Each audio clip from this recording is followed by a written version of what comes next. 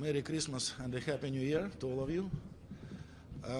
Well, as you know, yesterday, December 29, important documents were issued after a lengthy process of talks which took place in Ankara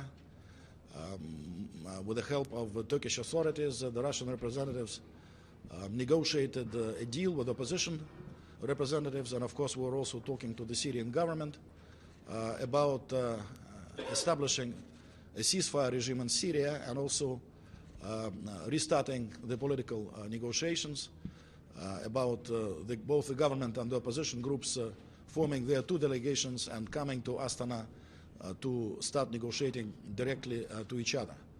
And last night we circulated, together with the Turkish delegation, we circulated those documents among the members of the Security Council as official documents of the Security Council, and also circulated a brief draft resolution of the Security Council, hoping that the Security Council will endorse those arrangements. Today we had, I think, a very useful and constructive discussion in consultation where we explained the deal and answered some questions of our colleagues in the Security Council.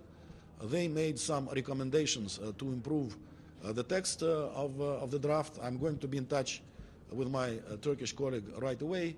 I think those recommendations can be easily absorbed into the draft. So our intention is to make those additions to the text and then to put the text in blue and to go for a vote tomorrow morning. This agreement, ceasefire agreement, does it cover all of Syria? Everyone is fighting in Syria except ISIS. Does it cover Jabhat al-Nusra, especially around Damascus? Of course, Jabhat al-Nusra and ISIL are not covered by this cessation of hostility deal. The fight against them must continue. You know, the whole arrangement is recorded on the maps. This is, I think, a very serious distinction from what we had before.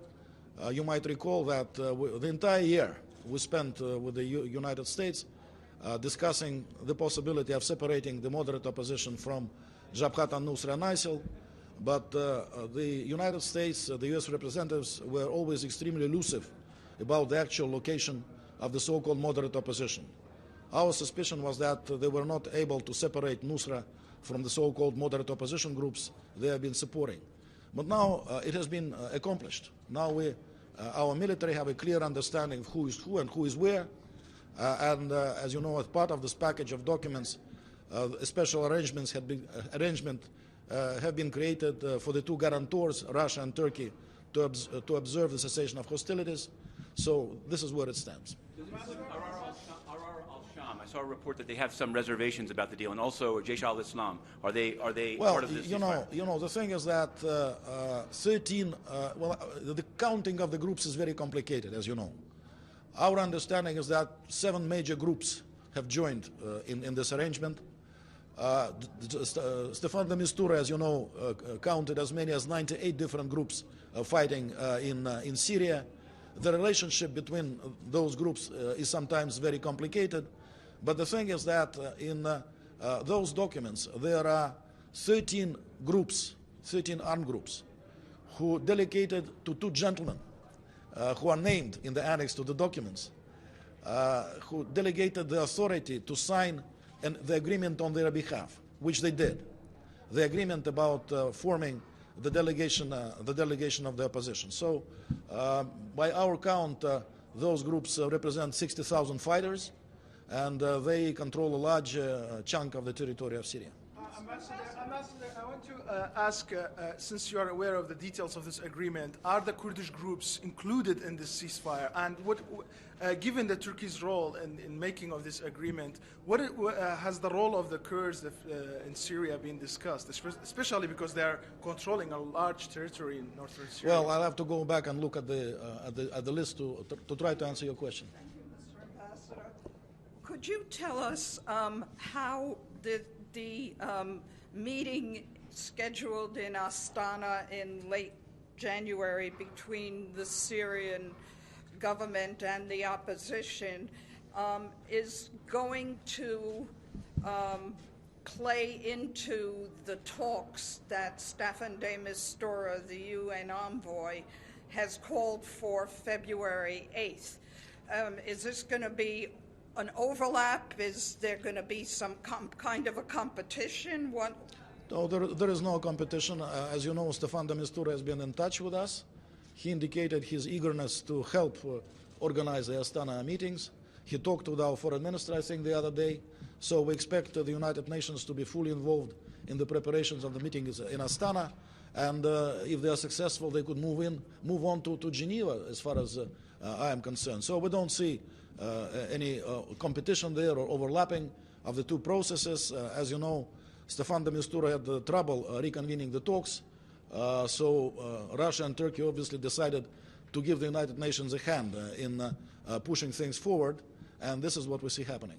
Mr. Ambassador, I would like to know your reaction on the U.S. government decision to expel some of your diplomats from the U.S. Shall we stay on Syria? When we are through with Syria, maybe I can say a few words About that next step, about if this ceasefire, let's say, if halted, for how long you expect the peace process and Geneva starts afterward? Is there a timeline that's been agreed on? Of course, I can make no predictions. There is no timeline, I'm sure.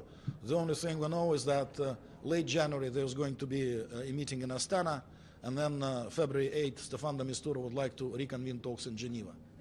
Mr. Ambassador, a last question. What's Russia's assessment of the status of the ceasefire holding? Are you encouraged? I think the initial indications that it's holding adequately. Is there a possibility that the incoming Trump administration would participate in Astana?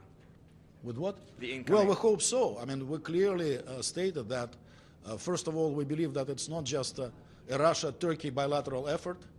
Definitely Iran is going to participate actively in the preparation of the Astana meeting. You will recall that there was a very important trilateral meeting in Moscow December 20, foreign ministers of Russia, Turkey, and Iran. We hope others will join in.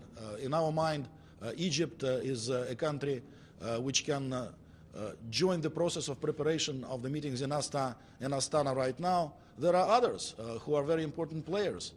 Saudi Arabia, Kuwait, Qatar, maybe some others. So all of them are welcome. And yes, we do expect that the Trump administration, after it comes into the White House on January 20, will be an important participant. About the expulsion of the diplomat. Well, you know, the only thing I can say is that I think it's quite scandalous that they chose to go after our kids. You know, they know full well that those two facilities, which they mentioned in their notes, they are vacation facilities for our kids.